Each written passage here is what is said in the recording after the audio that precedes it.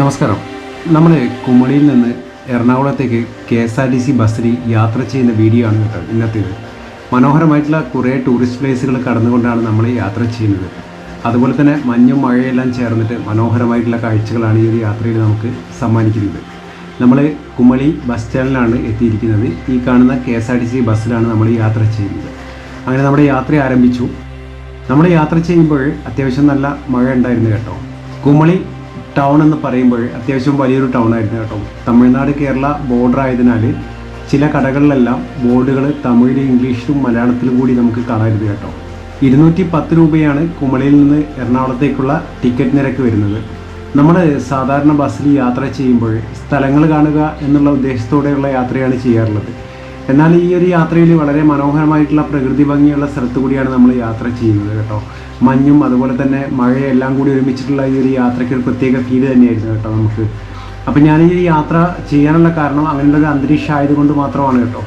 രണ്ട് ഭാഗത്തും തേയിലത്തോട്ടങ്ങളുടെ മനോഹരമായിട്ടുള്ള കാഴ്ചകൾ കണ്ടുകൊണ്ടാണ് നമ്മൾ യാത്ര ചെയ്യുന്നത്. തേയിലത്തോട്ടത്തിന് തൊട്ട് അടുത്തായിട്ട് ഒരു ക്ഷേത്രവും ദൂരെയായിട്ട് മഞ്ഞിൽ കുളിച്ച് നിൽക്കുന്ന മലകളും കാണാൻ കേട്ടോ നമുക്ക്. വളരെ മനോഹരമായിട്ടുള്ള ഒരു കാഴ്ചാനുഭവമാണ് കേട്ടോ ഇതെല്ലാം. കുറേ അധികം ദൂരം നമുക്ക് തേയിലത്തോട്ടങ്ങൾ കാണാൻ കേട്ടോ. ഈ ഒരു പോണ വഴിയിൽ തേയിലത്തോട്ടങ്ങളും അതുപോലെ ഇവിടെ നിന്നുള്ള തേയില കൊണ്ട് നിർമ്മിച്ച ചായപ്പൊടിയെല്ലാം കിട്ടുന്ന ഔട്ട്ലെറ്റുകളും നമുക്ക് തൊട്ടടുത്തായി തന്നെ കാണാൻ കേട്ടോ. രാവിലെ ഏകദേശം ഒരു 7:30 കൂടിയാണ് നമ്മൾ ഇവിടെ നിന്ന് യാത്ര ആരംഭിക്കുന്നത്. ഏകദേശം ഒരു 2 മണിയാകുമ്പോഴത്തേക്ക് നമുക്ക് എറണാകുളം എത്തിച്ചേരാൻ കഴിയുമെന്നാണ് വിചാരിക്കുന്നത്. നമ്മൾ വയനാട്ടിലും മൂന്നാറിലെല്ലാം കാണുന്നത് പോലെ തന്നെയുള്ള അതേ ഭൂപ്രകൃതിയാണ് ഇവിടെയും നമുക്ക് കാണാൻ കഴിയുന്നത്. ഇത്തരത്തിലുള്ള സ്ഥലങ്ങളിലൂടെ നമ്മൾ യാത്ര ചെയ്യുമ്പോൾ നമുക്ക് ലഭിക്കുന്നത് ഒരു പ്രത്യേക അനുഭവമാണ് കേട്ടോ. പ്രത്യേകിച്ച് നല്ല തണുപ്പും മഞ്ഞും അതുപോലെ തന്നെ ഇടയ്ക്കിടയ്ക്ക് ചാറ്റൽ മഴയെല്ലാം ഉണ്ടാകുമ്പോൾ വളരെ മനോഹരമായിരിക്കും നമ്മുടെ ഈ ഒരു യാത്ര.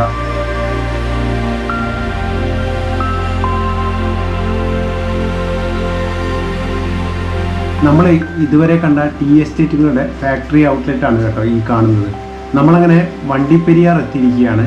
കുമളിക്ക് ശേഷം വലിയൊരു ടൗൺ എന്ന് പറഞ്ഞാൽ വണ്ടിപ്പെരിയാറാണ് കേട്ടോ. നമ്മൾ ഈ കാണുന്നത് വണ്ടിപ്പെരിയാർ ടൗൺ ആണ്. വണ്ടിപ്പെരിയാർ ടൗണിന് അടുത്തായിട്ടൊരു ചെറിയ നദിയാണ് കേട്ടോ. നദിയുടെ പേരെനിക്ക് അറിയില്ല. മനോഹരമായിട്ടുള്ള കാഴ്ചയാണ് കേട്ടോ ഇത്. ഈ ഒരു നദി കുറുകെ കടന്നാണ് നമ്മൾ ഈ യാത്ര തുടരുന്നത്. ഇത് മലയോര മേഖലയായതിനാൽ ടാക്സികളെല്ലാം ജീപ്പാണ് കേട്ടോ നമുക്കിവിടെ കൂടുതലായിട്ടും കാണാൻ കഴിയുന്നത്.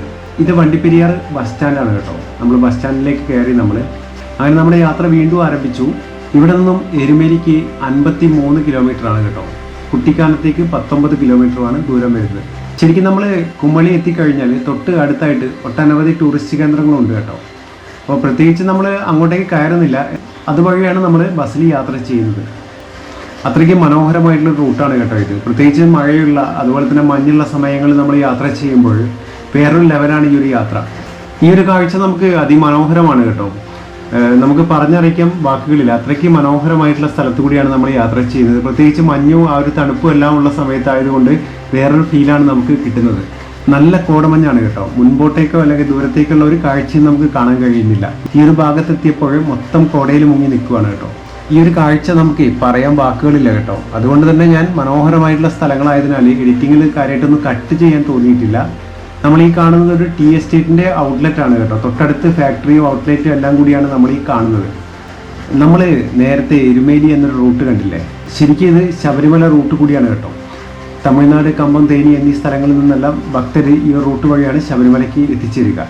കുട്ടിക്കാനത്തേക്ക് 10 കിലോമീറ്ററാണ്. അതുപോലെ കോട്ടയത്തേക്ക് 83 കിലോമീറ്ററാണ് ദൂരം വരുന്നത് ഇവിടെ നിന്നും. അങ്ങനെ നമ്മൾ അടുത്തായിട്ട് എത്താൻ പോകുന്നത് പീരുമേടാണ് കേട്ടോ. പീരുമേടിൻ്റെ തൊട്ട് അടുത്തുള്ള സ്ഥലങ്ങളാണ് ഇതെല്ലാം. നമ്മളങ്ങനെ പീരുമേട് എത്തിയിരിക്കുകയാണ് കേട്ടോ. പീരുമേട് എന്ന് പറയുമ്പോൾ നമുക്കെല്ലാം പരിചയമുള്ള മനോഹരമായിട്ടുള്ളൊരു ടൂറിസ്റ്റ് പ്ലേസ് ആണ്. ഇവിടെ നിന്നും വളഞ്ഞങ്ങാനം വാട്ടർഫോളിലേക്ക് 8.5 കിലോമീറ്ററാണ് ദൂരം വരുന്നത്. എരുമേലിക്ക് അതുപോലെ 38 കിലോമീറ്ററാണ് ദൂരം വരുന്നത്.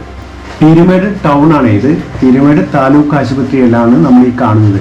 വണ്ടിപ്പെരിയാർ കഴിഞ്ഞാൽ തൊട്ട് അടുത്തുള്ള പ്രധാനപ്പെട്ട ഒരു ടൗൺ എന്ന് പറഞ്ഞാൽ പീരുമേടാണ് കേട്ടോ. പീരുമേട് കഴിഞ്ഞതോടുകൂടി നല്ല കോടമഞ്ഞാണ് കേട്ടോ. ചുറ്റുപാടും നമുക്ക് ഒന്നും കാണാൻ കഴിയുന്നില്ല. ശരിക്കും നമ്മൾ ഈ ഒരു സമയത്ത് ഇതിലെ ബൈക്കിൽ യാത്ര ചെയ്യുമ്പോൾ അതിൻ്റെ രസം ഒന്ന് വേറെ ആയിരിക്കും കേട്ടോ. നമ്മൾ കുട്ടിക്കാനം എത്തിച്ചേർന്നു. ഇവിടെ നിന്നും വാഗമണ് 22 കിലോമീറ്ററാണ്. കോട്ടയത്തേക്ക് 74 കിലോമീറ്ററാണ് ദൂരം വരുന്നത്. ദൂരത്തേക്കുള്ള ഒരു കാഴ്ചയും നമുക്ക് കാണാൻ കഴിയുന്നില്ല. അത്രയ്ക്ക് മഞ്ഞിൽ മൂടി നിൽക്കുന്ന ഒരു സമയമാണ് കേട്ടോ ഇപ്പം. ശബരിമലയ്ക്ക് 75 കിലോമീറ്ററാണ് ഇവിടെ നിന്നും ദൂരം വരുന്നത്. ഇവിടെ നിന്നും ഇടത്തോട്ട് തിരിഞ്ഞാൽ കോട്ടയവും വലത്തു ഭാഗത്തേക്ക് തിരിഞ്ഞാൽ വാഗമണ്ണുമാണ് കേട്ടോ. എത്തിച്ചേരുക.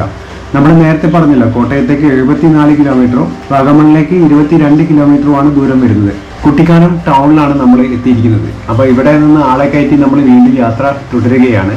അപ്പം ടൗണെല്ലാം കോടയിൽ മുങ്ങി കുളിച്ചിരിക്കുകയാണ് കേട്ടോ.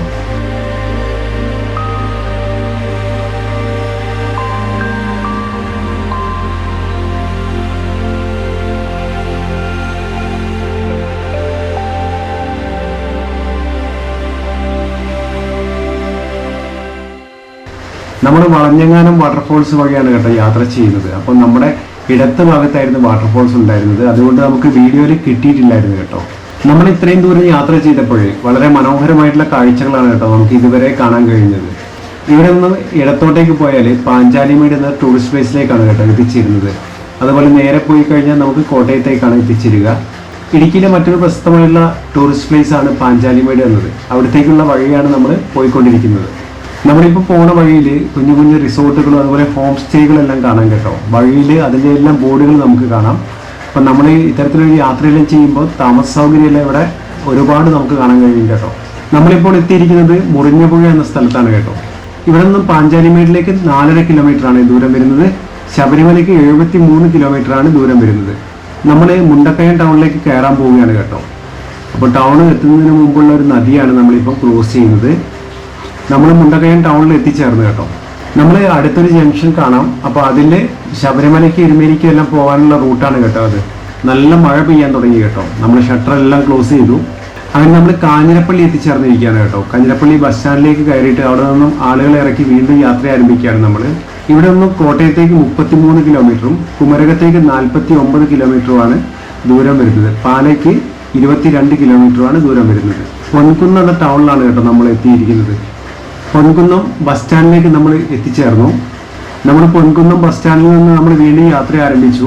നമ്മൾ ഈ കാണുന്ന റോഡ് പത്തനംതിട്ട മുന്നനൂർ റോഡാണ് കേട്ടോ.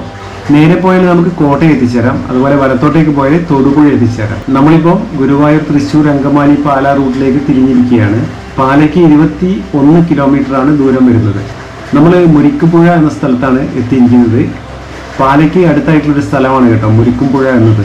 നമ്മൾ പാലാ ടൗണിലേക്ക് കടക്കാൻ പോവുകയാണ് കേട്ടോ. അപ്പോൾ ഇവിടുത്തെ പ്രധാനപ്പെട്ട എല്ലാ ടൗണിനും ഒരു കവാടം എന്ന പോലെ ഒരു നദി കിടക്കുന്നുണ്ട് കേട്ടോ നമ്മൾ. അപ്പോൾ നമ്മൾ 3ാമത്തെ നദിയാണ് ഇപ്പം ക്രോസ് ചെയ്യുന്നത്. പാലാ ടൗണിലേക്ക് നമ്മൾ എത്തിച്ചേർന്നു. അപ്പോൾ ടൗണിലേക്ക് നമ്മൾ എത്തിച്ചേരുമ്പോൾ ഒരു വലിയ ക്രിസ്ത്യൻ ചർച്ച് കാണാൻ കേട്ടോ നമുക്ക്. പാലയുടെ ഒരു ഐക്കൺ എന്നല്ല നമുക്ക് ഈ ഒരു ചർച്ച് കാണുമ്പോൾ തോന്നും കേട്ടോ. പാലാ ബസ് സ്റ്റാൻഡിലേക്കാണ് നമ്മളിപ്പം കയറുന്നത് കേട്ടോ. പാലയിൽ നിന്ന് നമ്മൾ വീണ്ടും യാത്ര ആരംഭിക്കുകയാണ്. ശരിക്കും പാല എന്ന ടൗണിനെ ചുറ്റിക്കൊണ്ടൊരു നദി ഒഴുകുന്നുണ്ട് കേട്ടോ. വളരെ മനോഹരമായിട്ടുള്ള ഒരു ടൗണാണ് കേട്ടോ ഈ പാല എന്നത്. പ്രത്യേകിച്ച് ഈ ഒരു നദിയുടെ തീരത്തായതുകൊണ്ടായിരിക്കും അത്രയ്ക്ക് ഭംഗി നമുക്ക് തോന്നുന്നത്. മനോഹരമായ വീടുകൾ നമുക്ക് പോണ വഴിയിൽ കാണാൻ കേട്ടോ. നമ്മളിപ്പോൾ കുറുവിലങ്ങാട് എന്ന സ്ഥലത്താണ് എത്തിച്ചേർന്നിരിക്കുന്നത്. കുറുവിലങ്ങാട് ബസ് സ്റ്റാൻഡാണിത്. കുറുവിലങ്ങാട്ടിൽ നിന്ന് നമ്മൾ യാത്ര വീണ്ടും ആരംഭിച്ചു കേട്ടോ.